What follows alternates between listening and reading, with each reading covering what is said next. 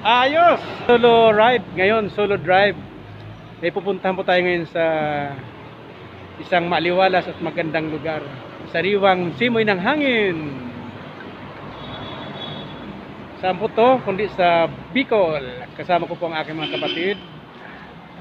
Ang aking mahal na kapatid si Arnel, si Paulo, at si Mimi.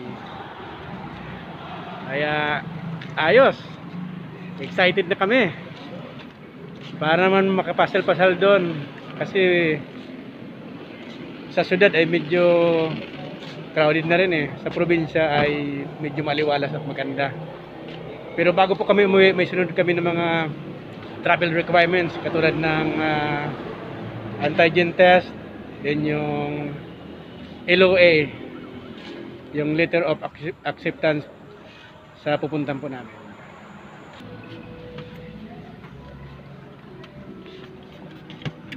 Unang stopover po namin to dito sa San Pablo. Ang hirap, traffic. Umalis kami kanina ng 5:30. Kaya sa aking kapatid, pag inantok ko mamaya, tigyan mo ng kalamansi sa aking mata. Para hindi ako antukin. Ayan.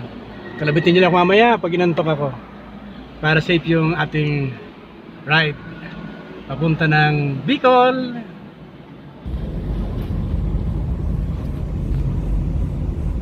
Ayan.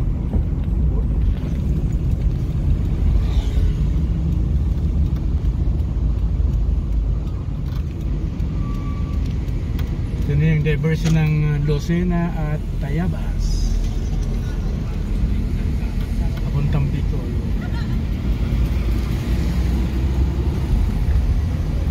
Chill lang ang night drive namin.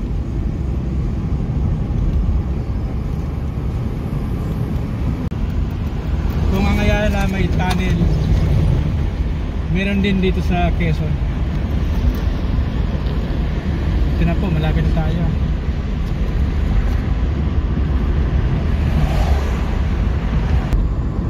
Ito yun oh, ganda. Tanggal ang antok sa pagdadrive. Napakaliwanag. Wala pa tayo sa Ayala, nasa Quezon po tayo.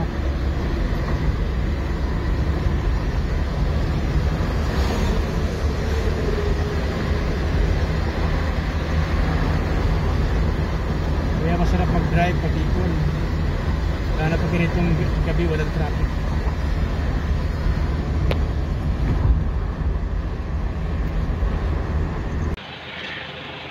Kailangan mo nang kumain para lumakas.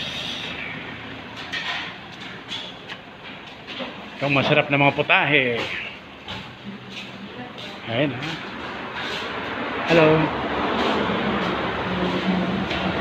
Hey, Paulo, ang sarap niyan, Paulo ha. Katalaga ha. Ha? Hinahinay lang. Oh. Okay. Nakamas pa pala ako. Nakakain na ako eh. Kailangan, ito na ang pahinga natin. Sa wakas, kahit kumukurap-kurap yung mga mata namin, nakarating din sa Naga. Time check, 3:35 in the morning. Galaw-galaw para di antukin, para safe ang ride napuntang Sorsogon. Natulog pala. Oo, ayan o. Baka lang yan. Mahamog. Mahamog, Sinaga. Ang sarap. Ito ang hinahanap ko sa probinsya. Shortcut. Diversion road ng Naga.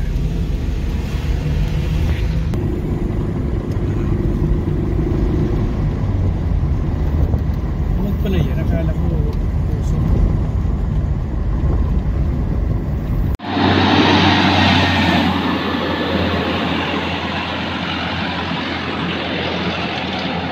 marami ng sasakyan sa Naga. 3:47 ng umaga. Akala ko tahimik pero marami ng sasakyan dito. Yes, malapit na rin tayo sa Sorsogon.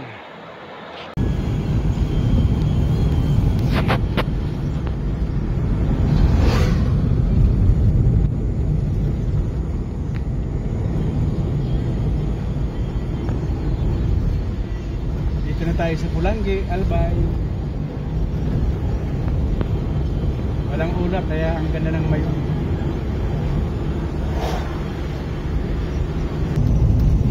Magandang umaga, Bicolano, Bicolana, mga manay at mga manoy. Hindi kumpleto ang biyaheng Bicol pag hindi nakita yung mayon. Kaya yan, ang ganda.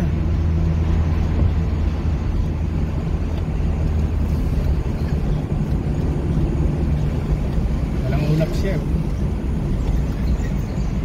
Hindi nakita.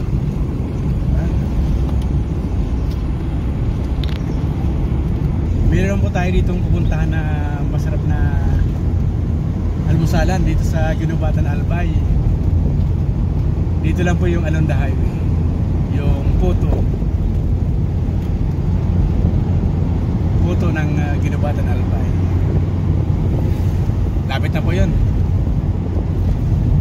Dito lang yun.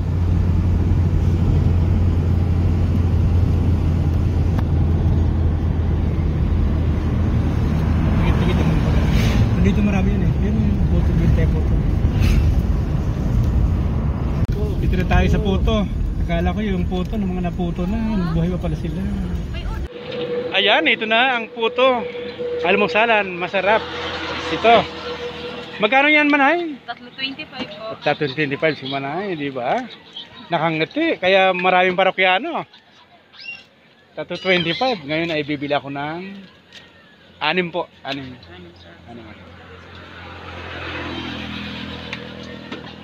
Tulog mo na. Oh, 10 na. 10 na daw. Ayan oh. Dito lang po to sa Ginubatan, Albay. Ito yung special na merendahan, almusalan. Lahat na. Dito lang po kay ayun oh. Kay Del Rice Photo Makapuno. Ayan. Ang ganda naman ang view ng mayon dito. Di lang nakaka-relax ang tanawin, kundi yung masarap na pagkain ng puto. Ito po yung puto ng Ginubatan na special. Ang sarap. Grabe. Natural lang ang lasa. The best. Lalong ginaganahan mag-drive. Wala pang tulog ako eh. Pero hindi po yung pag-drive ko po dito yung traffic. Ang topic natin, kundi yung magandang magpapasalan dito sa Bicol. Kaya nandito po kami. At para makita nyo rin po. Katulad ng yung wow! Gumagandang araw. Maliban sa akin, parang nalubat na yung tao eh. Pero dahil sa puto na to, lalo akong lumalaki. Kasi ang sarap eh. Kaya sa aking mga karota, pag napasal kayo dito sa Bicol, Ginubatan, Albay po, puto special. Ang sarap. Grabe. Pag natikman nyo, hanap-hanapin nyo. Wala sa Manila nito. Dito lang po.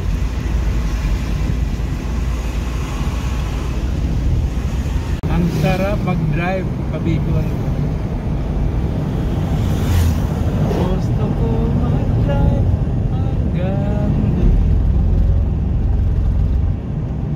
Nasa Bicol na pala tayo eh. Hindi ko na kailangan kantayin yan. Baka maudlog pa yung Bicol natin.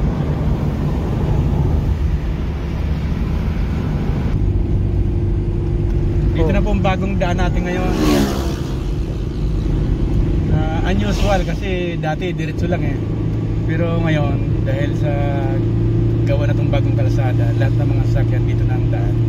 Ngayon first time po namin dumaan dito. Sana di kayo maligaw.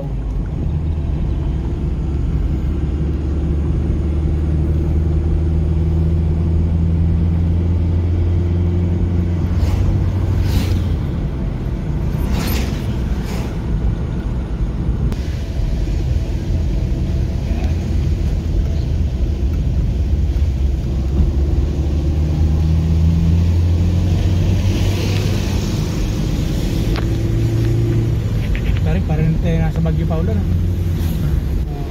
Akyat dito sa Daraga.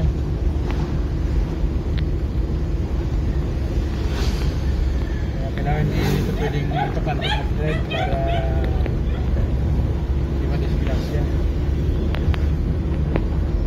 Diba? Tama. Magkagda ka rin. Sana ka din magsasalita eh. Tapos din ang sa baba, tingnan mo, ang ganda. Oh.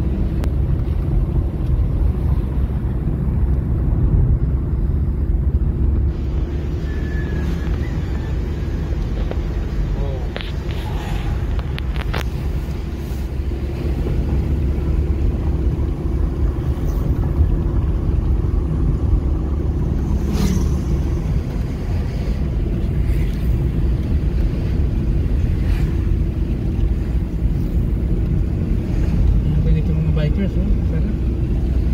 Marunong sana mag-drive si Adrian na manimoto to, sila mag-drive dito. Bike lang pa ulit.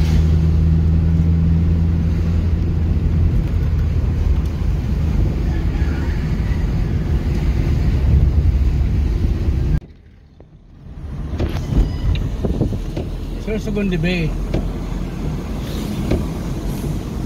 Marami ang mabibili.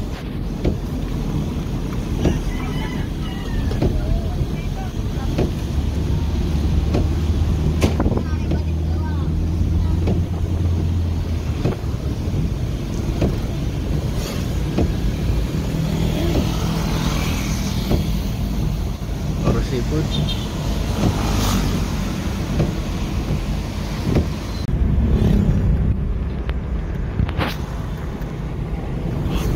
Lapit na po tayo sa Sorsogon. Marami pong checkpoint na dinaanan kami. Kaya sa mga gustong pumunta po ng Sorsogon, kailangan po kumpleto yung requirements katulad ng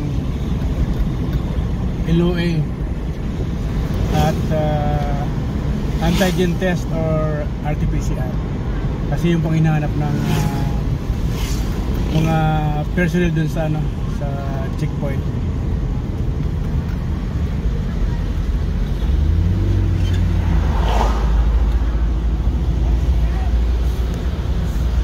Ngayon may isa pa kaming checkpoint na pupuntahan, yung dadaanan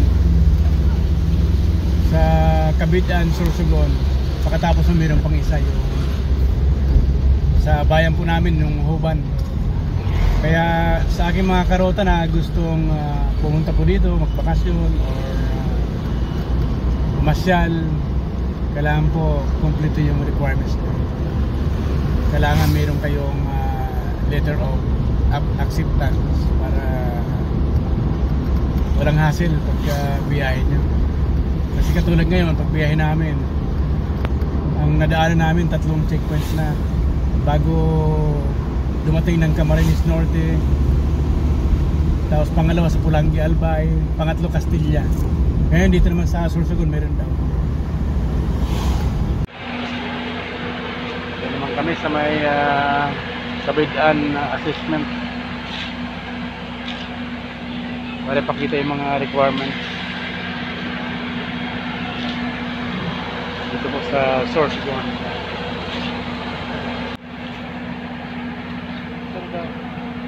Katughan.